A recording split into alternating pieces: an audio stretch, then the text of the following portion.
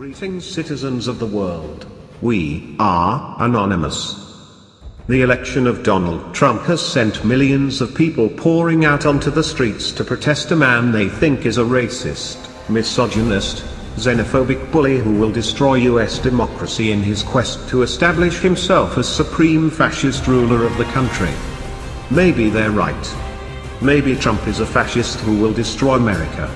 But where were these people when Obama was bombing wedding parties in Kandahar, or training jihadist militants to fight in Syria, or abetting NATO's destructive onslaught on Libya, or plunging Ukraine into fratricidal warfare, or collecting the phone records of innocent Americans, or deporting hundreds of thousands of undocumented workers, or force-feeding prisoners at Gitmo, or providing bombs and aircraft to the Saudis to continue their genocidal war against Yemen?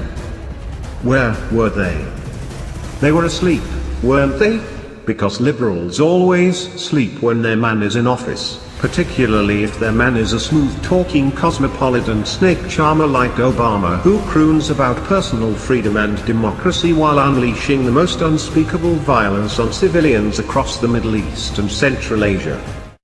These are the steps that we must take. There are plenty of steps we can take right now to start getting our economy back on track. to help create jobs and grow this economy. If we are going to deal with our dependence on foreign oil, If we're going to end our dependence on foreign oil, We'll recruit an army of new teachers. I want to recruit an army of new teachers, make college affordable. make college more affordable, and repair our crumbling roads and bridges. We've got crumbling roads and bridges. Tonight, more Americans are out of work. We still got friends out there and family who are looking for work. At a time when so many people are struggling to keep up. A moment when so many people are still struggling. If you are willing to work with me, If you're willing to work even harder in this election, then I promise you, then I promise you change will come. The United States has been at war for 8 straight years under Obama, and during that time, there hasn't been one sizable anti-war march, demonstration or protest. Nothing.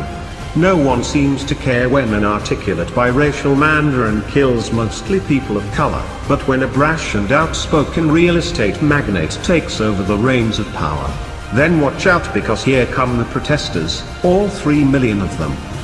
Can we agree that there is at least the appearance of hypocrisy here? If Hillary had won, the drone strikes would have continued. The wars would have continued. The spying would continue. Whistleblowers would continue being prosecuted and hunted down. And minorities would continue bearing the brunt of these policies, both in the US and across the world.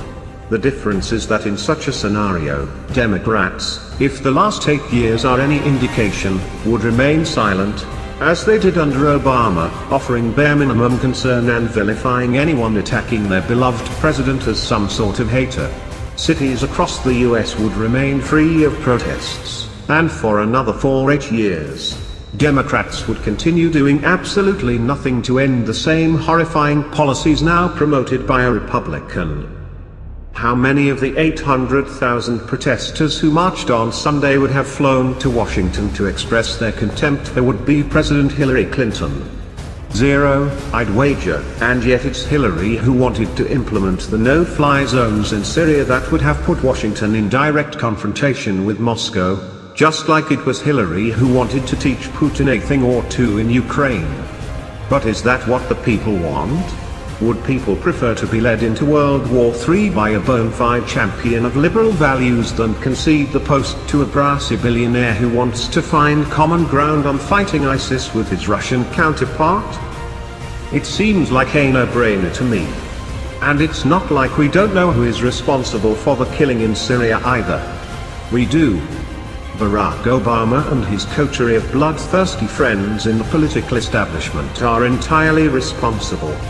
These are the people who funded, armed and trained the Salafist maniacs that have decimated the country and created millions of refugees that are now tearing apart the EU. That's right, the spillover from America's not-so-covert operation is ripping the EU to shreds.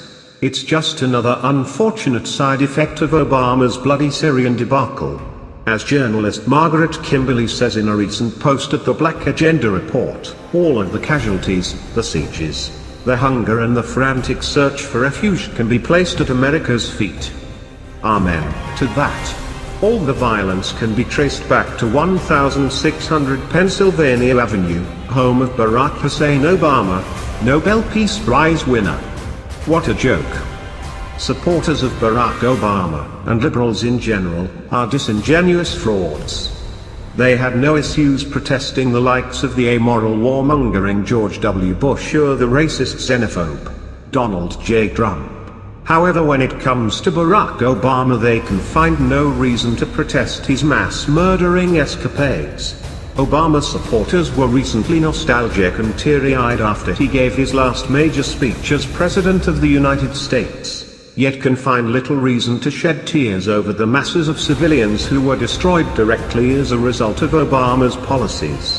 Where were the emotions and tears when men, women and children were getting blown to bits by USA drone attacks, indiscriminate airstrikes and bombs? Those who protested the racist and xenophobic Trump, but not Obama or Clinton, are nothing more than disingenuous frauds and amoral cowards. As Obama exits the White House, never forget his destructive imperialist legacy. Let's be honest, Obama got a pass from his supporters strictly because of appearances, because he looked and sounded like a thoroughly reasonable bloke who only acted on the loftiest of principles. Obama was hailed as a moral giant, a political rock star, a leader among leaders. But it was all fake, all make-up and glitz behind which operated the vicious national security state, extending its tentacles around the world, toppling regimes wherever it went, and leaving anarchy and destruction in its wake. Isn't this Obama's real legacy when you strip away the sweeping hand gestures and pompous rhetoric? Of course it is. But Trump won't have that advantage, will he? Trump is not a public relations invention upon which heartsick liberals pin their highest hopes. Trump is Trump, warts and all, the proverbial bull in the china shop. That's not to say Trump won't be a lousy president. Judging by the Wall Street cutthroats and hard-edged military men he's surrounded himself with, he probably will be. But the American people are no longer asleep, so there's going to be limits to what he can hope to achieve. So the question is, how should one approach the Trump presidency? Should we denounce him as a fascist before he ever sets foot in the Oval Office? Should we deny his legitimacy even though he was elected via a process we have honored for over 200 years? Should we launch impeachment proceedings before he's done anything that would warrant his removal from office? The current danger for Democrats and progressives is that, by bashing everything that Trump says and does, they will further alienate the white working class voters who became his base and will push away anti-war activists. There is a risk that the left will trade places with the right on the question of war and peace, with Democrats and progressives associating themselves with Hillary Clinton's support for endless war in the Middle East, the political machinations of the CIA, and a new Cold War with Russia, essentially moving into an alliance with the military and intelligence industrial complex. Many populists already view the National Democrats as elitists disdainful of the working class, promoters of harmful free trade deals, and internationalists represented by the billionaires at the glitzy annual confab in Davos, Switzerland. If, in a rush to demonize and impeach President Trump, Democrats and progressives solidify support for wars of choice in the Middle East, a new Cold War with Russia and a Davos-style elitism, they could further alienate many people who might otherwise be their allies.